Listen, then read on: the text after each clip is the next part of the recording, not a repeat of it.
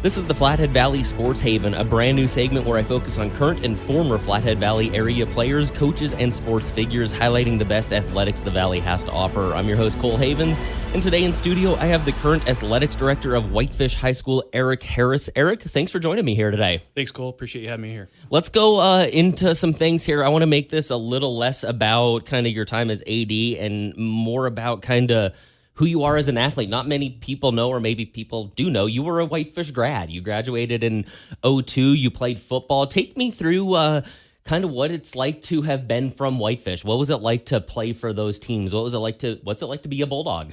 Yeah, I mean, those days, it was awesome. It was just a great experience growing up, and obviously a big sense of pride in the program, and it's still evident today. It was just, playing football with your friends that, you still have lifelong friends today, the Alex Metzels and the Brian Myers and the, Ben Melikars, and just a lot of really, really good kids that hometown Whitefish kids. And like I said, just a great experience. I got to talk about, I know this is probably a sore subject here, but you were on the 01-02 state championship team for football. Unfortunately, lost to Fergus 12-9, but that's the only other time that Whitefish has been in the state championship game in the 2000s, other than the 2015 championship team. Take me through what it means to say that you are on a championship team, that you played in that title game. Yeah, again, another an amazing experience. I remember walking through the gate and taking the field, and there's already probably 1,500 people in the stands, and that was for a 45-minute warm-up, and just a cool experience, to be able to host a state championship game in your hometown. It's pretty special, and just a great experience. And, not to get off track here, but, we're, as a Class A, looking at moving to like a neutral site, like a Montana Tech or Carroll College, to host those state championship games. And I'm kind of torn because I know the feeling of hosting, in your hometown, but it was a great then just a great game. To lose 12-9 obviously is pretty tough, but and then to hear the stories later on, years later, even today, about people that were at that game that I had no clue that were there. My wife was there. She's a Fergus area girl. So so she was at that game, and then I think that evening, Whitefish played Fergus in a basketball semifinal down in Hamilton, and we lost that one as well. So it was not a good weekend for the Bulldogs, but it was a great high school football game. A lot of people still talk about it today. It was probably one of the best state championship games played in Montana. And then you fast forward to the 2015 season, where I was an assistant coach on that team, and we won down in Dillon 17-14. And that was an excellent game. So, to have been a part of two of those games, and thankfully came out on top and won as a coach, I think it was just great. It was awesome for the kids, and I think that loss kind of helped me, later on in my career, and how to handle those kinds of situations. So, it was tough, but it was a good feeling, just walking through those gates, and we had probably 5,000-6,000 people at that game. At least it felt like it. That's crazy. 17-year-old kid. So I believe I was probably at that game and just don't remember it. Type of thing. Yeah, it was crazy. My in-laws were there, and my father-in-law told me about plays that happened during the game, and I'm like, oh yeah, I guess that did happen. Yeah, so. Yeah. You bring up two actually really interesting points. I'll touch on the community aspect one first, because that's something. I went to Whitefish High School too, but you don't realize, in a sense, the community involvement until maybe you leave and come back, type of thing. You talk about the fans, you talk about the support, and that's something I continue to hear to this day, is the support for Whitefish athletics, especially when the football season gets going, and you see guys from the 79 team that are at just about every single football game. I bet you that entire team was at that 2001 state championship game. Talk to me about the camaraderie and what it seems to mean to be a Bulldog, because the community support seems like it's like none other. It's one of the few places where you kind of come back to and you go, man, this is really special. It's a unique place, and that's really, I think, what makes us who we are, is the support that we have. It's incredible. for example, tomorrow morning we're going to have 40 to 50 community members showing up at the stadium to repaint bleachers and the press box finally, and refurbish the bulldog that's up behind the press box, and it's just this the support is incredible, and so I think that's really what probably sets us apart from other schools around the state is the amount of support that we have from our community, and it's been a tradition. It's been something that's been in place for a long time. It's nothing that I created. You go back to the Jackie Fuller days and the Julio Delgados, and that's really where a lot of that started. And I think a big part of my job is to make sure that continues on. And I haven't really had to do a whole lot with that. It's just it's always existed, right? And that's who we are. We're travel down to Hamilton for a football game, and the caravan that's going down 93 it's like, wow, we're going to show up today, and our kids feel that. They feel that energy, and it's all great stuff, and it really it makes us who we are. And then you bring up another interesting point about championship games and location. Something that's always seems to be discussed is, should championship games be at neutral sites? Should championship games be hosted by the team that's better? I can think of pros and cons for both, right?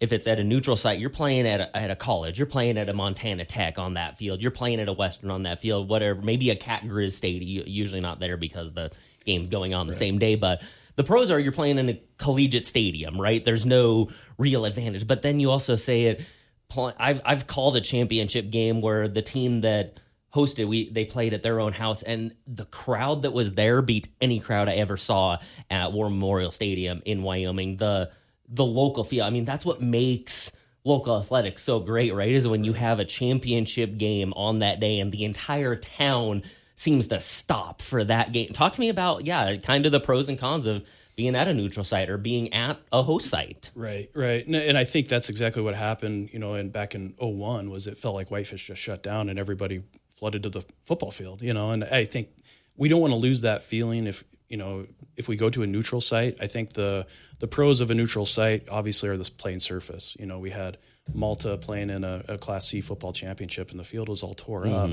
And if they would have played at a Carroll College or a Montana Tech on an artificial surface, the outcome might have been different. Obviously play calls are going to be different depending on the playing surface. So, but what we don't want is you go to a college stadium and the stands are half full.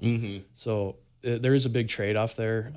One thing we're looking at as a Class A and the Montana High School Association is having a Class A and a Class B state championship game on the same day, so people can travel and they can watch two games. I don't know if we'll get AA on board, but I can see maybe the experiment here in the coming years is we do a Class A and a Class B, and what? If we don't like it, next year we'll go back. I was going to say, I've seen both. When I was in Wyoming, that's how they do it. They have Class 4A, Class 3A, Class 2A, and then they have 1A 9-man and 1A 6-man, and they'll play 3 games on Friday going at like 10, 1, and 4, and they'll play 2 games on Saturday at, I believe, 1 and 4, and I think that's phenomenal. It, like you said, it brings more tickets because more people can watch. You can watch multiple games in a day or in a week. But at the same time, then I see Cody football play in their home stadium, and the amount of fans that were there, they sold out. Let's see here. They win the state semifinal game. That they were sold out of tickets 2 days later. Wow. They had to bring in more bleachers. They had to find ways to bring more fans in because they're like, we didn't. So I can see, I can see pros to both, but there's just something about when you're in a small community like a town of Whitefish that's maybe 7,000 people on a good day, or going back to Class C, that might be a better example. A Chinook gets into the state championship game and our league gets in. The entire town is going to shut down to watch these kids, and to me, that's special. Right. I don't know what the right answer is on that one. I think we just got to try it out and see how it goes, and then we'll evaluate it and make a decision, for future years. So, well, perfect. Let's move on here. So after your time at Whitefish, you then go on to play at Western Bulldog. You graduated in 2007. Talk to me about your playing days at Western. What was it like to be able to continue your football career from the high school level to go on and play collegiately? Yeah, I didn't really. I wanted to be a college football player. Of course, I always wanted to go play for the Cornhuskers. But when you look at me and the facts are the facts. I'm 5-0, 100-0, like and Easy, Rudy. Right. When I started getting phone calls from college coaches, I was like, wow, this could be a real thing, And so, the recruiting process, I couldn't believe that I had interest from college coaches that wanted me to come play for their program. And Western had been up several times, and it was just a good fit. I felt, the coaches I loved. Playing for Tommy Lee was awesome. He was just a legendary college coach, and the fact that Montana Western had Tommy Lee coaching there, it was crazy to me. So it was just a great experience, and came in with a group of 66 kids that they recruited across Montana and Idaho, Hawaii. So it was pretty special, but I think what was unique was there was only 6 of us on senior day that were still left. So the kind of phased out or injuries or different things. So, but it was again another awesome experience, and I got to play football there for 5 years, and felt like I contributed, and just you learned a lot.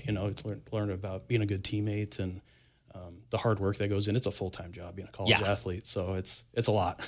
How about take me through, what do you remember most about playing for Western? What were some kind of high points for you? What are some of those maybe games that you remember most type of thing? I think I can't leave this interview without talking about the Tech and Carroll rivalries. Those are always those are always interesting.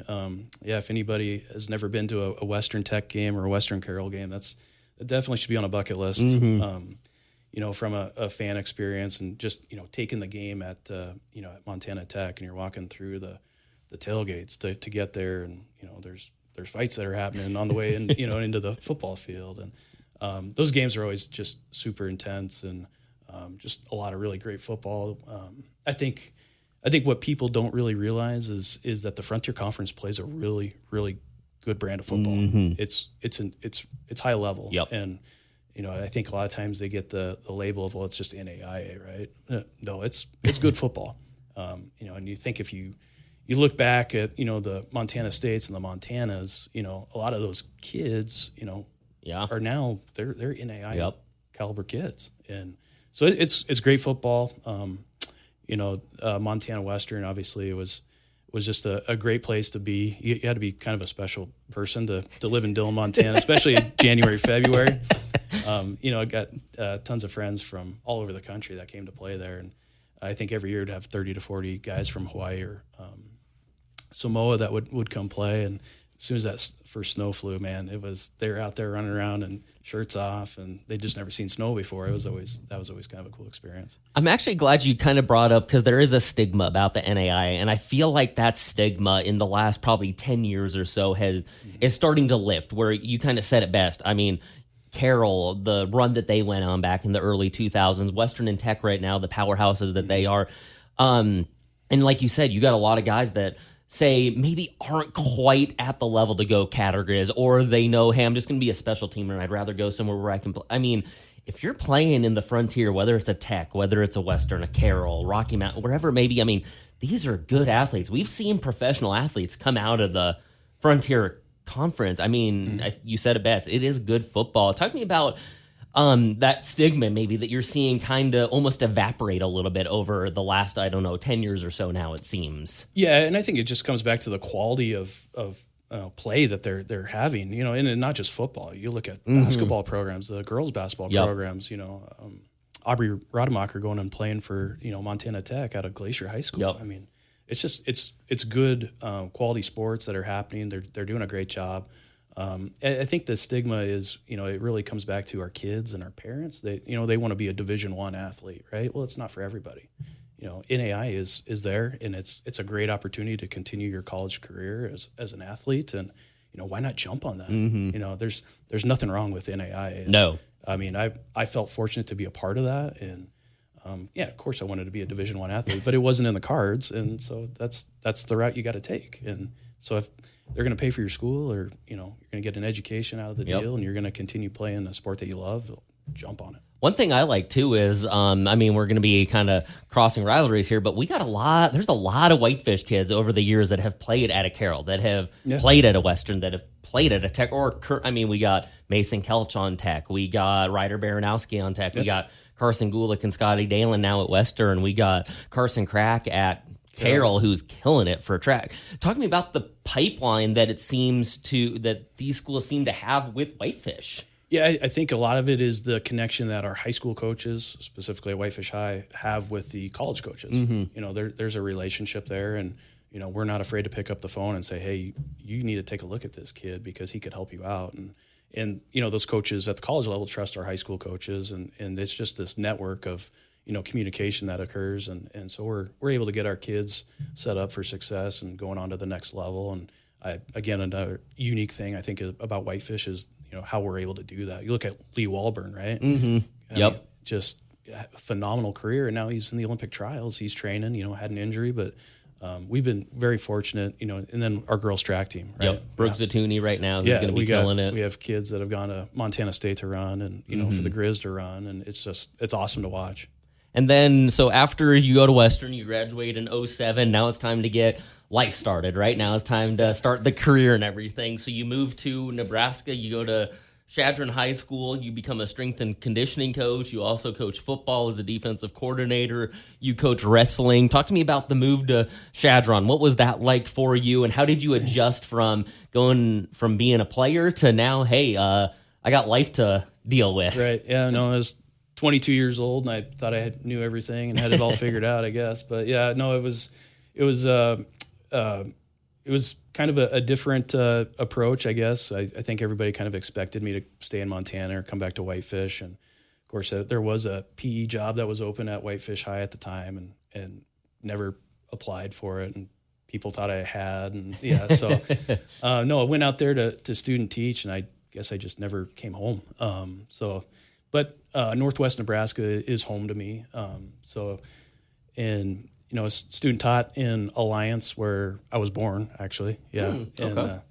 And then the Shadron High job came open, and applied, and there was a lot of competition for that job, and of course they didn't know me.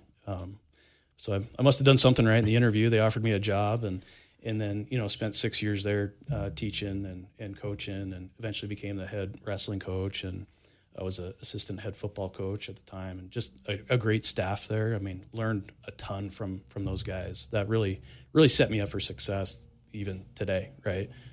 Just good role models, like it wasn't so much of like teaching, it was just how to manage people, and treat people, and, you know, how do you treat kids, and, you know, you got to show them that you care for them, and you're interested in them, and you value them, and that's kind of what Shadron was all about. So I thought it was, I always felt very fortunate that I had that opportunity to be there and be a part of the community and part of the school system. How hard was it to go from, obviously getting into coaching had to help, but how hard was it to go from all of a sudden, hey, I'm playing football, to tomorrow I'm not? How hard was that transition? Yeah, it was tough. I think, you know, I always caught myself saying, well, this is how we did it. This is how we did it. Well, kids don't want to hear that, you know. they don't care what you did, right? So it took a couple weeks, and actually a coach pulled me aside and said, hey, you got to remember, you know, and it was one of those, again, unique things that I got to learn from a great coach. But yeah, just to all of a sudden stop playing and then go into coaching, it was, there was a little bit of a period there where I had to kind of figure some stuff out on my own. But I think when I was done playing, I was done playing. Yeah. Yeah. I had some, the body was ready. Had some injuries in college, and I was, you know, like we had talked before we turned on the mics, like it's a full-time job in college. It's 40 plus hours a week of just grinding. Then you got to be a student on top of that. And, you know, you don't have the typical college experience that you know, what you'd see probably on TV or something. But yeah, it's a full-time job. So it was a transition, but I don't think it was real rough. You know, by first couple of weeks, I think I kind of had it dialed in, and, you know, away we went. And then after that, the Whitefish AD spot in 2013, you returned to Whitefish. You have that full circle moment of growing up here, doing your own thing in college, getting life start, and then the full circle moment, the opportunity to return. What was it like to come back in 2013? And I got to imagine for you, because it was when I came home a couple of years ago, it was like, I'm home. I'm finally here. Like I'm at the spot I know I want to be. What was that moment like for you when you returned? Yeah, it was interesting. You know, the job came open in 13. I just got my master's degree from Chadron State College, and you know, I saw the job posting, and I was like, oh man, I'm gonna have to apply for this. But I loved my job in Chadron, so I was torn. You know, I didn't want to leave that, and kind of what we had built. We'd been a deep playoff team for the 6 years that I was there. For those people that don't know, Chadron State is a great college football program. Yeah, Danny Woodhead, obviously, and a lot of those guys that would graduate off of those teams, they'd come coach with us. Yep. So just the friendships that we had there, that was tough to leave. And I guess that's a good sign is when people are sad that you're leaving, because it kind of makes you think that you did a good job. Yep. I guess. Yeah. So, so this job came open, and I applied for it, and obviously got it, and then coming back right away, and that it was probably July of 13.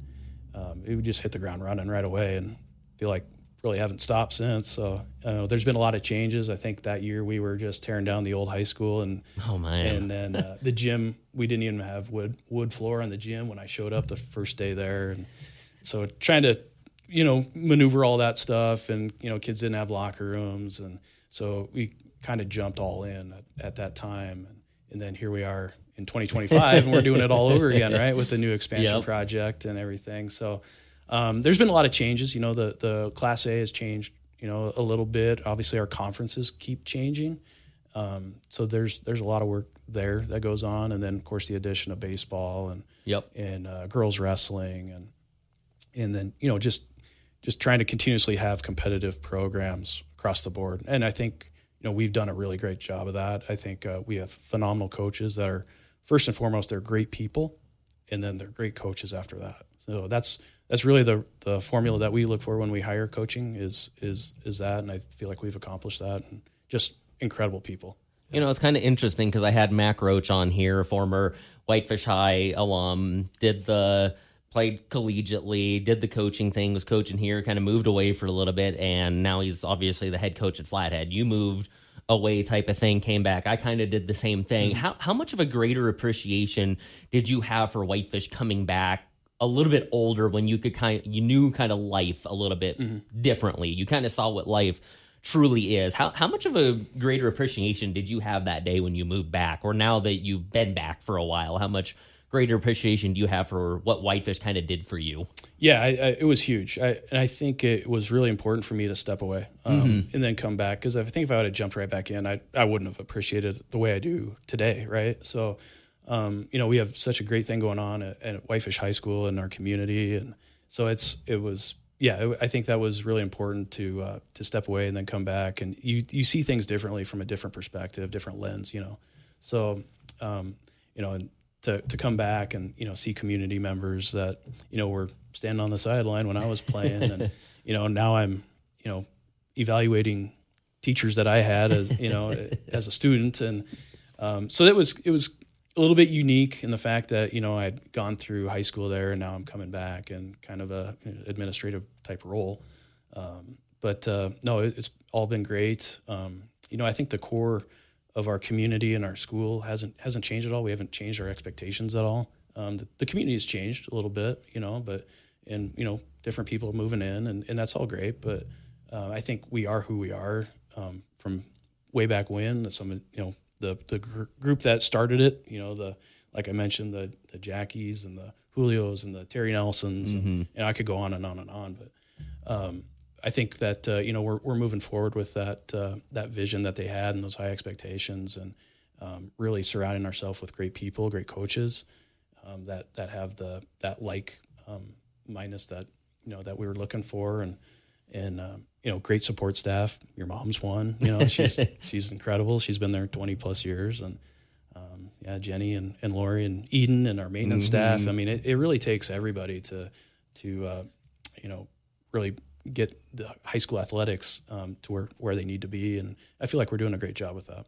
Well, we have the fall booster kickoff here coming up. We got fall sports around the corner. Golf has already got 2 tournaments in. Yeah. I mean, it's crazy how quick golf starts. Right. How about before I let you go, give me a little quick synopsis. What do you kind of expect from Whitefish Athletics this year? Obviously, golf coming off a great finish from last year. Both soccer teams, I mean, they're always in contention, right? Football team seems like it's on an upward trajectory. Obviously, winter sports are going to be competing in the track teams. I mean, it just seems like Whitefish might be in store for a good year athletics-wise. Yeah, I think it's going to be another great year. I thought last year was excellent.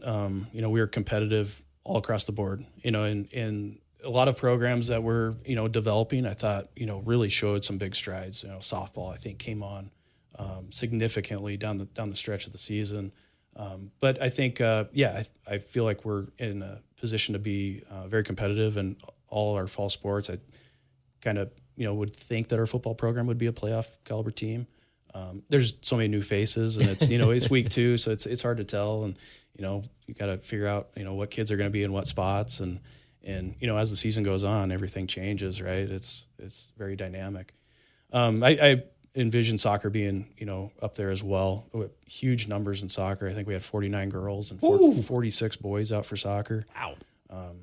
So that's competitive there. Volleyball, was we had to make some cuts, some tough decisions, and so there's competition in the program that's going to make the whole program better, and that's what we want.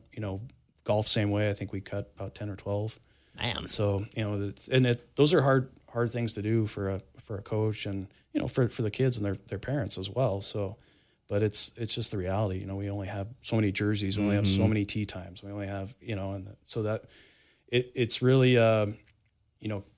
creating or causing these kids to compete year round for these spots. We don't want to force specialization on kids, but we want you to be all in, 365 days a year. And you go play basketball and wrestle and run track and those things, but we kind of need you to be continuously competing and doing something, right? Michael Jordan got cut twice before he made the varsity roster. Remember that? The greatest of all time was cut his freshman and sophomore year. Yeah, so we've gone through that and weathered that, and a really cool story is we ended up cutting a young lady last year for volleyball, and she came in, she was upset, but she handled it so maturely, and mom was so great about it.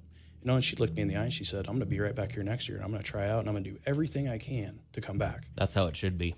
So she's a senior this year. She did everything she told me she was going to do, and she made it. That's awesome. It was awesome. Yeah. That's awesome. Yeah, it was great. So it's little stories like that it really kind of affirms that the job that you do, and it's really cool to see. That's awesome. Yeah. Well, Aric, thanks for joining me here today. It was awesome to be able to, again, highlight you not just as the AD, but as, a former athlete, a former Whitefish Bulldog, and now back in the saddle, so to speak. And congratulations on, 13 years. Yeah, it's hard to believe it's flown by, but yeah, it's been a ride, and you meet a lot of people along the way, and I feel like I can go to any town in Montana anymore, and I know somebody, right? Car breaks down, well, call him. Yeah, so no, it's been a great experience, and then being a part of the Montana High School Association, another great experience, just learning a lot, and doing what's best for kids in Montana. I think that's our role, and it's been a journey. Awesome. Well, hey, thanks again for joining me. It's been a pleasure. Thanks, Cole.